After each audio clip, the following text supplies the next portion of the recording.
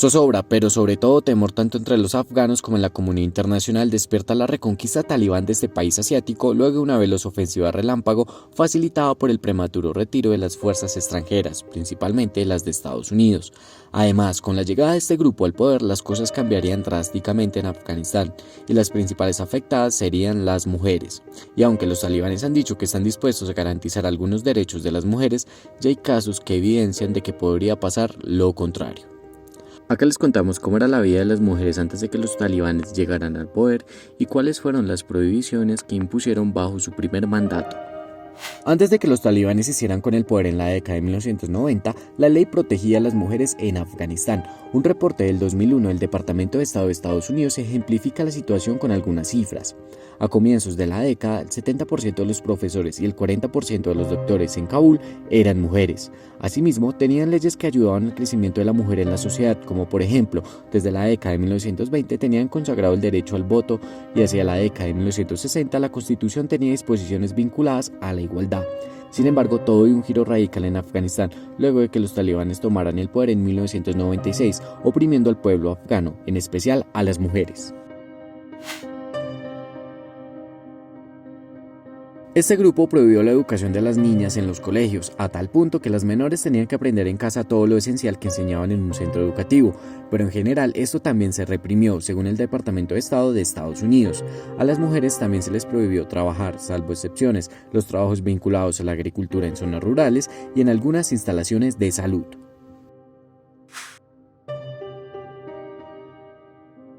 En 1997 los talibanes dispusieron que los hombres y mujeres debían ser atendidos en distintos hospitales y se les negó a todas las trabajadoras de la salud mujeres desempeñar sus tareas en los 22 hospitales de Kabul, según un artículo publicado en el American University Washington College. En ese entonces solo se permitía atender mujeres en una instalación que tenía 35 camas y donde no había agua limpia, electricidad ni equipamientos para realizar diagnósticos y cirugías, entre otros recursos. Según información del Departamento de Estado, a las mujeres solo se les dio un acceso muy rudimentario a la atención sanitaria y médica, poniendo en peligro la salud de las mujeres y a su vez de sus familias.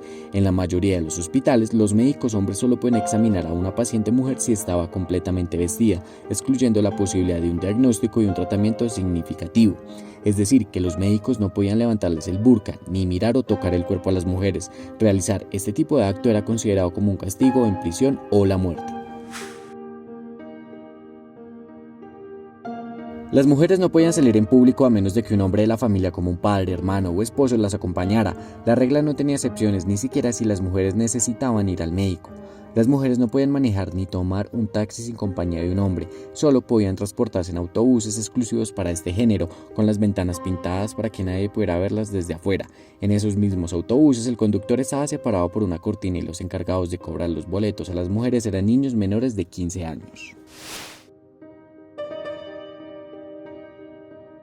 Antes de que los talibanes tomaran el control en 1996, el burka ya existía en Afganistán y lo usaban algunas mujeres, por ejemplo en áreas rurales. Sin embargo, no era obligación y en las ciudades muchas mujeres simplemente se cubrían la cabeza con pañuelos.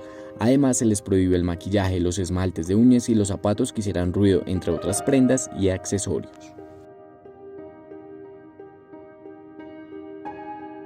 En los últimos 20 años, las mujeres afganas lograron recuperar sus derechos, lo que conllevó que un gran número de mujeres trabajaran, estudiaran y hasta alcanzaran a ocupar un cargo público.